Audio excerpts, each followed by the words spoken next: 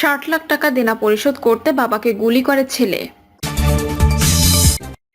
সংস্কারের গল্প বলে সময় ক্ষেপণের সুযোগ নেই বলছেন আমির খসরু। জামায়াতকে কোল বদল না করে স্থির হওয়ার আহ্বান আলালের। জানাবো সৌদিতে রোজায় বাড়ছে ভেড়ার দাম, কিন্তু কেন? এবং সর্বশেষ জানাবো দেশের সম্পদের 75 ভাগ নিয়ে গেছে আওয়ামী লীগ বলছেন মিল্লাত। শুনছিলেন সংবাদ শিরোনাম, এবারে বিস্তারিত। 60 লাখ টাকা দেনা পরিশোধ করতে বাবাকে গুলি করে ছেলে। নাটোরের সিংড়ায় নামাজ পড়তে মসজিদে যাওয়ার পথে ওসমান গনি বাবু নামের এক ব্যবসায়ীকে গুলির ঘটনায় তার ছেলে আসাদুজ্জামান বল্টুকে গ্রেপ্তার করেছে পুলিশ। আদালতে 164 ধারা স্বীকারোক্তিমূলক জবানবন্দি দিলে তাকে কারাগারে প্রেরণ করা হয়। মুমূর্ষু আহত অবস্থায় রাজশাহী মেডিকেল কলেজ হাসপাতালে এখনও চিকিৎসাধীন রয়েছেন ব্যবসায়ী বাবু। ঘটনার দিন ব্যবসায়ীর মেয়ে বেবি খাতুন সিংড়া থানায় একজনকে অজ্ঞাত আসামি করে মামলা দায়ের করেন। সূত্রে জানা যায়, গত 1 ফেব্রুয়ারি ভোর 6টার দিকে উপজেলার চৌগ্রাম ইউনিয়নের পারুহারাপাড়ার মসজিদে ফজরের নামাজ পড়ার উদ্দেশ্যে যান ওসমান গনি বাবু। মসজিদের সিঁড়িতে উঠতেই কে বা কারা তার পেছন থেকে গুলি করে। গুলিটি তার কোমরের পেছনে বাম পাশে লাগে। এতে তিনি গুরুতর আহত হলে স্বজনরা সিংড়া উপজেলা স্বাস্থ্য কমপ্লেক্সে নিয়ে যায়।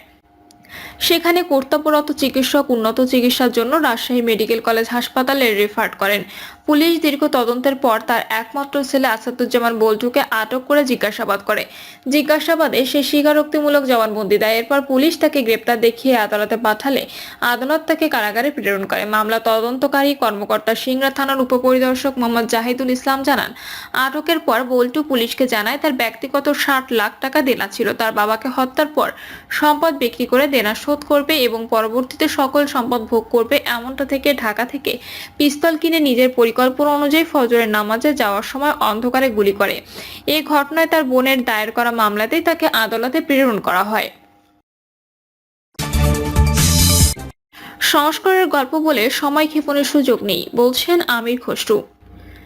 অন্তর্বর্তী সরকারের নিরপেক্ষতা নিয়ে মানুষের মনে সন্দেহ ঢুকে গেছে। সংস্কারের গল্প বলে সময় ক্ষেপণের সুযোগ নেই বলে মন্তব্য করেছেন বিএনপির স্থায়ী কমিটির সদস্য আমির খসরু মাহমুদ চৌধুরী। আমির খসরু বলেন, নতুন নতুন যেসব কথা শুনছি, কখনো বলে আনুপাতিক হারে নির্বাচন, কখনো স্থানীয় সরকার নির্বাচন, এরপর জাতীয় নির্বাচন, তারপর তারা সংস্কার করে যাবে, শেখ হাসিনার বিচার শেষ করে যাবে। এ সমস্ত কথা বলার সুযোগ নেই। তাদেরকে সেই জায়গায় সেই দায়িত্ব কেউ দেয় নাই। অন্তর্বর্তী সরকারের উদ্দেশ্যে তিনি বলেন, আপনাদের নিরপেক্ষতা নিয়ে মানুষের মনে সন্দেহ ঢুকে গেছে। আপনাদের কথাবার্তায়, আপনাদের উপদেষ্টাদের কথাবার্তায় মনে হয় তারা কোনো একদিকে ঝুঁকে যাচ্ছে। সেই সন্দেহের উদ্বেগ যদি হয়, বাংলাদেশের জনগণের কাছে আপনাদের আর কোনো গ্রহণযোগ্যতা থাকবে না। এদেশ পরিচালনা করতে হলে জনগণের ম্যান্ডেট নিতে হবে। সমসাময়িক রাজনীতির প্রসঙ্গ টেনে আমির খসরু বলেন, যারা দীর্ঘায়িত করে লাভবান হচ্ছেন তাদেরকে বলছি, আপনারা মনে করছেন আপনারা এ সরকারের একটা অংশ হয়ে গেছেন। এই সরকারকে যতদিন রাখা যাবে ততদিনই আপনারা লাভবান থাকবেন, সরকারের অংশ হয়ে থাকবেন। এটা হওয়া সম্ভব নয়। যারা ক্ষমতা দীর্ঘায়িত করার প্রক্রিয়ার মধ্যে ঢুকেছেন তাদেরকে বলছি, পরিষ্কার করে যেই হোক তাদের সেখান থেকে বেরিয়ে আসতে হবে। নির্বাচনের মালিকানা ফিরিয়ে দেওয়ার জন্য মানুষ 16 বছর ত্যাগ স্বীকার করেছে। তিনি বলেন, আজকে বাংলাদেশ এক এক দিন যাচ্ছে গণতন্ত্রবিহীন ভাবে অতিবাহিত হচ্ছে। আমরা ভোট দিয়ে আমরা আমাদের সরকার দেখতে চাই, যাদের জনগণের কাছে জবাবদিহিতা থাকবে। গণতন্ত্র, জবাবদিহিতা, নির্বাচন ছাড়া দ্বিতীয় কোনো পথ নেই। আমির খসরু বলেন, বিএনপি জনগণের আকাঙ্ক্ষা পূরণ করতে বদ্ধপরিকর। বিএনপি রাজনীতি এদেশের মানুষের উপর নির্ভরশীল। তাদের একমাত্র দায়িত্ব আগামী দিনে দেশের জাতীয় নির্বাচনের মাধ্যমে নির্বাচিত সরকারের হাতে ক্ষমতা হস্তান্তর করা। আর তাদের যদি সংস্কারের খুব বেশি ইচ্ছা থাকে, তাহলে তারা যে কমিশনের রিপোর্টগুলো তৈরি করেছে সেগুলো আমরা আগামী নির্বাচিত সংসদে পেশ করতে রাজি আছি। সংসদে আলোচনা করে সবাই মিলে যেখানে সংস্কার প্রয়োজন সেটা করবে। সবচেয়ে বড় কথা হলো, আমরা তো আমাদের 31 দফা বাস্তবায়ন করব। আমরা জাতির কাছে প্রতিজ্ঞাবদ্ধ। সংস্কারের ব্যাপারে কারো কোনো মাথা ব্যথার প্রয়োজন নেই। জামায়াতকে কুল বদল না করে স্থির হওয়ার আহ্বান আলালের। জামায়াত ইসলামীকে উদ্দেশ্য করে বিএনপি চেয়ারপারসন উপদেষ্টা কাউন্সিলের সদস্য মোয়াজ্জেম হোসেন আলাল বলেছেন, একটি দল বারবার কোল বদল করে। কিছুদিন বিএনপির কোলে, আবার কিছুদিন আওয়ামী লীগের কোলে থাকে। আবার সুবিধা পেলে জাতীয় পার্টির কোলে উঠেছেন। দলটিকে স্থির হওয়ার আহ্বান জানান তিনি। এ সময় তিনি দ্রব্যমূল্যের ঊর্ধ্বগতি ঠেকাতে না পারায় বর্তমান সরকারের সমালোচনা করে বলেন, যদি না পারেন তাহলে দায়ী উপদেষ্টাদের বরখাস্ত করেন। নিত্যপণ্যের মূল্যবৃদ্ধি রোধ ও শহরীয় পর্যায়ে নিয়ে আসা, আইন শৃঙ্খলা পরিস্থিতি দ্রুত উন্নয়ন, গণতান্ত্রিক যাত্রাপথে উত্তরণের জন্য নির্বাচনকালীন রোডম্যাপ ঘোষণা এবং রাষ্ট্রের বিরাজমান ফ্যাসিবাদী শাসনের নানা চক্রান্ত ও অপচেষ্টার বিরুদ্ধে প্রতিরোধ গড়ে তোলার দাবিতে কেন্দ্রীয় কর্মসূচির অংশ হিসেবে সমাবেশের আয়োজন করা হয়। সৌদিতে রোজায় বাড়ছে ভেড়ার দাম, কিন্তু কেন? আফ্রিকার দেশ সুদানে জাতিগত সহিংসতার প্রভাব পড়েছে সৌদি আরবে। দেশটিতে রমজান সামনে রেখে ভেড়ার দাম বেড়ে চলেছে। এর ফলে দুশ্চিন্তায় পড়েছেন বহু আরব পরিবার। প্রতিবেদনে বলা হয়েছে, রমজান মাসের আগমনের প্রস্তুতি চলছে সৌদি আরব জুড়ে। তবে এবার ভেড়ার দাম আকাশ ছোঁয়া, যা অনেক পরিবারের জন্য চিন্তার কারণ হয়ে দাঁড়িয়েছে। সুদানে চলমান যুদ্ধের কারণে ভেড়া রপ্তানিতে বিঘ্ন ঘটায় সৌদি বাজার ভেড়ার দাম বেড়েছে। বিশেষ করে রমজান মাসে ইফতারের সময় ভেড়ার মাংসের চাহিদা অনেক বেশি থাকে, যা এই মূল্যবৃদ্ধিকে আরো ত্বরান্বিত করেছে। সাওয়াকনি ভেড়ার চাহিদা ও মূল্যবৃদ্ধি। সাওয়াকনি ভেড়া সৌদি আরবের সবচেয়ে জনপ্রিয় প্রজাতিগুলোর মধ্যে একটি। এর মাংস নরম ও সুস্বাদু হওয়ায় রমজান মাসে পরিবার ও বন্ধুদের সঙ্গে ইফতারিতে এই ভেড়ার মাংসের চাহিদা অনেক বেশি। তবে সুদানের চলমান সংঘাতের কারণে সাওয়াকনি ভেড়ার সরবরাহ কমে গেছে, যার ফলে দাম বেড়েছে। সৌদি সংবাদপত্র আল ওয়াতানের প্রতিবেদন অনুযায়ী সাওয়াকনি ভেড়ার দাম এখন 1,700 থেকে 2,000 সৌদি রিয়াল পর্যন্ত পৌঁছেছে।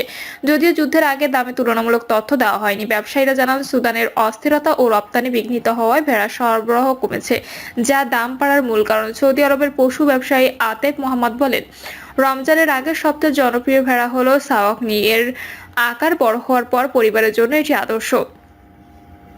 এছাড়া এর মাংসের গুণগত মান ও স্বাদ অনন্য।